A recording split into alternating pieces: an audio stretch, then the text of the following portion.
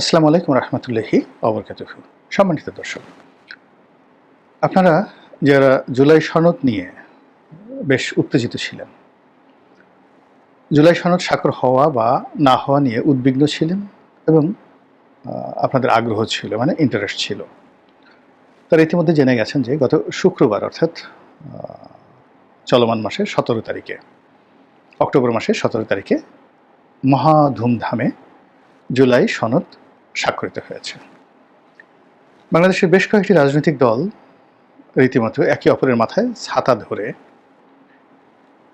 এবং যতটা নতজানু হওয়া দরকার, যতটা বন্ধু হওয়া দরকার এবং ডক্টর মোহাম্মদ ইউনূস সাহেবের প্রতি যতটা আনুগত্য প্রদর্শন করা দরকার, তার চাইতেও অধিক মাত্রায় আনুগত্য প্রদর্শন করে উৎসবমুখর পরিবেশে এই জুলাই সনদে স্বাক্ষর করেছেন। তো একই সঙ্গে যে ঘটনাটি ঘটেছে সেটি হলো, যাদের জন্য এই জুলাই সনদ, তারা হলেন জুলাই যোদ্ধা।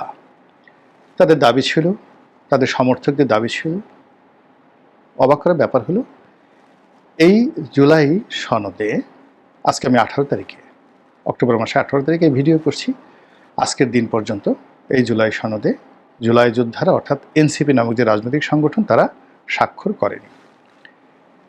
এনসিপিকে একসময় বলা হতো এটি রাজকীয় দল, কিংস পার্টি, রাজার দল।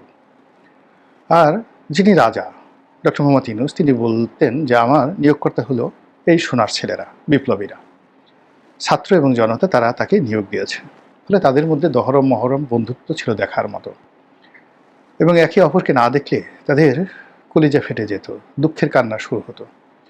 ডক্টর ইউনূসের যখন মনের কথা, দুঃখের কথা বলার সময় হতো, প্রয়োজন হতো, তখন তিনি নাহিদ সাহেবকে ডেকে নিতেন, এনসিপি নাহিদ সাহেবকে ডেকে নিতেন এবং তার কাছেই কথা বলতেন।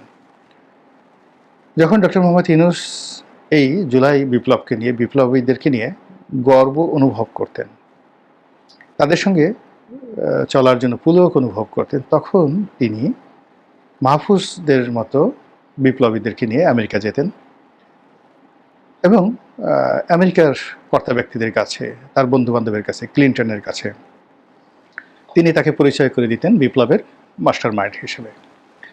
তিনি যখন চাইলেন যে এই বিপ্লব অমর হোক, বিপ্লবীরা রাজনৈতিক দল গঠন করুক এবং তার মধ্যে যে রাজনীতির বীজ লুকায়িত রয়েছে, রাজনীতির অভীষ্ট লক্ষ্য রয়েছে, এবং তিনি যখন নিজেকে রাজনীতিতে অমর পুরুষ হিসেবে, মহাপুরুষ হিসেবে প্রতিষ্ঠিত করতে চেয়েছিলেন, তখন তিনি সাহারা হিসেবে, আশ্রয় হিসেবে এই বিপ্লবীদেরকে বেছে নিয়েছিলেন এবং তাদেরকে যতটা উপরে উঠানো যায় এবং উপরে উঠানোর জন্য যত বড় মই দরকার, তত বড় মই তিনি তাদেরকে দিয়েছেন।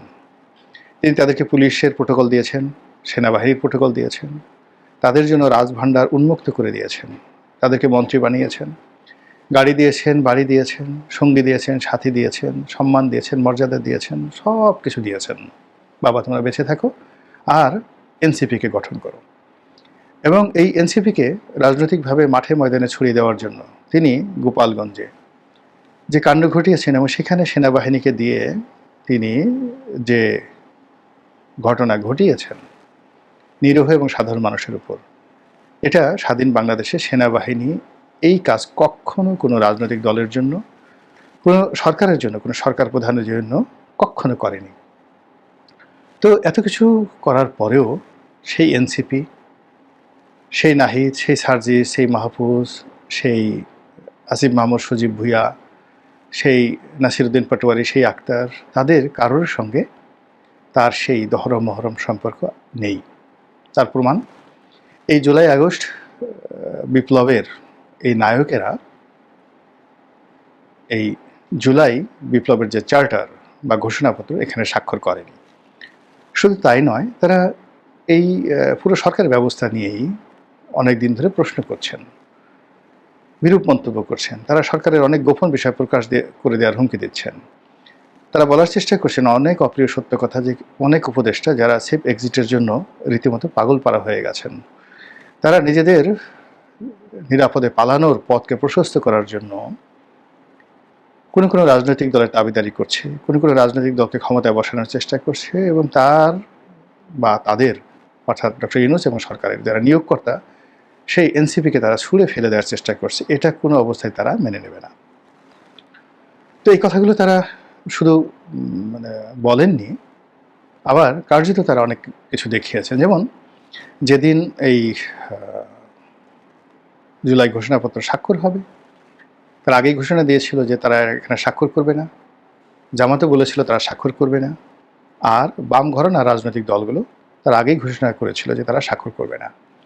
তো এক্ষেত্রে কেবলমাত্র বাম ঘরানা রাজনৈতিক দলগুলো তারা বেইমানি করেনি তাদের সঙ্গে, আর অন্যান্য যারা আছে তারা বেইমানি বলেন, বিশ্বাসঘাতকতা বলেন, বিশ্বাসভঙ্গ বলেন, কথা দিয়ে কথা না রাখা বলেন, অথবা দেশপ্রেমের পরিচয় বলেন, হোয়াট এভার মেবি, আপনি আপনার রুচি অনুযায়ী বলতে পারেন। বাস্তবতা হলো তারা স্বাক্ষর করেছেন এবং এনসিপির নাম কোনো রাজনৈতিক নেতারা ওই অনুষ্ঠানে মুখে আনেননি, ইনক্লুডিং ডক্টর মোহাম্মদ ইউনূস। ফলে কি হলো, এখন অনেকে বলার চেষ্টা করছে যারা এনসিপির ব্যাপারে বিরক্ত ছিলেন যে দেখো বেশি লাফালাফি করেছিলে, বেশি সংভং করেছিলে, এখন বুঝো ঠেলা। এই ডক্টর মোহাম্মদ ইউনূস তোমাদেরকে গাছে উঠিয়েছেন, এখন যদি এই যে তোমাদেরকে গাছ থেকে না নামান, যদি মই সরিয়ে নেন। জুলাই সনদ নিয়ে গুরুত্বপূর্ণ তথ্য দিল গোলাম মাওলা রনি। অনেকে তাদেরকে নানাভাবে প্রভোগ করার চেষ্টা করছে যে যাও যাও যাও, তাড়াতাড়ি যাও, ডক্টর মোহাম্মদ ইউনূসের কাছে ক্ষমা প্রার্থনা করো, কৃতজ্ঞতা প্রকাশ করো, যার কল্যাণে তোমরা খেয়ে পড়ে আছো, বিয়ে থা করতে পেরেছো, এই সমস্ত বিষয় তোমরা স্মরণ করো এবং তিনি যেভাবে বলেন এভাবে আনুগত্য প্রকাশ করে যতদিন পারো লুটে ফুটে খাও। এই কথাগুলো অনেকে বলার চেষ্টা করছেন, আরও নানা কথাবার্তা। কিন্তু আমি আসলে ওই কথাগুলো বলবো না। আমার কাছে যেটা মনে হচ্ছে যে এনসিপি যে কথাগুলো বলছে, যে কাজগুলো করছে, তারা পার্টলি, অনেকাংশে, মেজরলি তারা সঠিক পথে আছেন। নাসিরুদ্দিন পাটোয়ারি যে কথা কক্সবাজারে গিয়ে বলেছেন সালাউদ্দিন সাহেব সম্পর্কে, এ কথা তাদের ওন করা উচিত। তারপর আক্তার যে কথা বলেছেন বিভিন্ন সময়, কথা ঠিকই আছে। হাসনাত আবদুল্লাহ, নাহিদ যে কথাগুলো বলেছেন ঠিকই আছে, এবং আমি একদম 100% সমর্থন করি তারা এই যে জুলাই সনদ এখানে যে স্বাক্ষর করেনি, এটা তাদের একটা ঐতিহাসিক দায়িত্ব এবং কর্তব্য, তারা সঠিক কাজ করেছেন।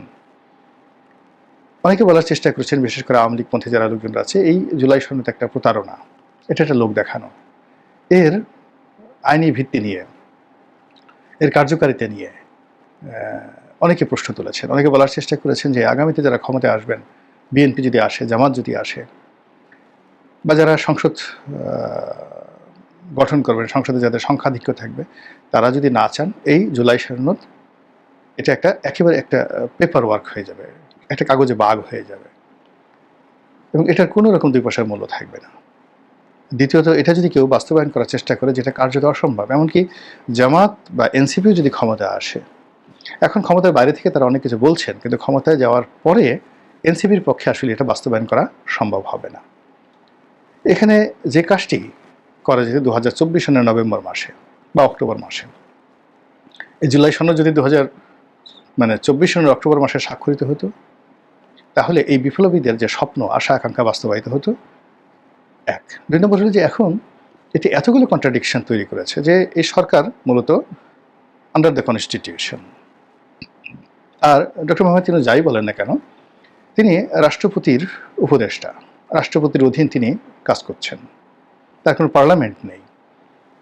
তো কাজেই তিনি সংবিধানের অধীনে থেকে এই যে জুলাই সনদের যে কথা বলছেন, এটা বাস্তবায়ন করবেন কীভাবে, কার মাধ্যমে? এবং তিনি যেভাবে সহজ মনে করছেন যে বিএনপি নির্বাচন হবে, বিএনপি ক্ষমতায় আসবে এবং সঙ্গে সঙ্গে তিনি সেফ এক্সিট নিয়ে যাবেন, পৃথিবী এত সহজ নয়, রাজনীতি এত সহজ নয়। এখানে অনেক রাজনীতি যারা করেন, ধরেন একজন মেম্বার মাত্র 5 বছরের জন্য মেম্বারি করেছেন, একজন এমপি 5 বছরের জন্য এমপিগিরি করেছেন, অনেকে 5 বছরও পারেনি। এইবার ধরুন যারা এমপি হয়েছে তারা তো 1 বছর পূর্ণ করতে পারেনি। তো 1 বছর পূর্ণ করতে পারেনি, কিন্তু এই দায়, এই এমপি হওয়ার দায় তারা যতদিন থাকবেন তারা এবং তাদের পরিবারকে বহন করতে হবে।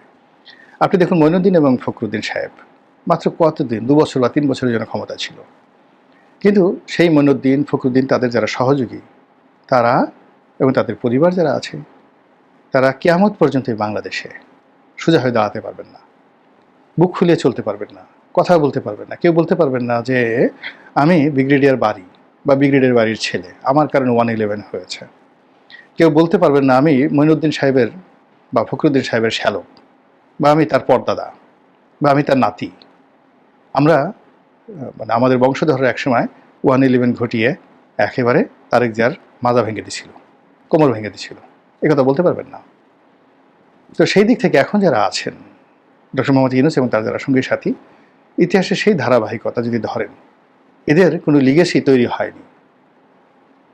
ফলে সেই তত্ত্বাবধায়ক সরকার প্রধান হিসেবে মাত্র দুজন লোক, জাস্টিস হাবিবুর রহমান এবং জাস্টিস শাহাবুদ্দিন সাহেব, যে সম্মান এবং মর্যাদার আসনটি তৈরি করে রেখেছেন, কিংবা সেই প্রধান নির্বাচন কমিশনার রূপে জনাব আবু হেনা সাহেব যে লিগেসি তৈরি করে রেখেছেন বাংলাদেশে, ওটা ভাঙা সম্ভব নয়।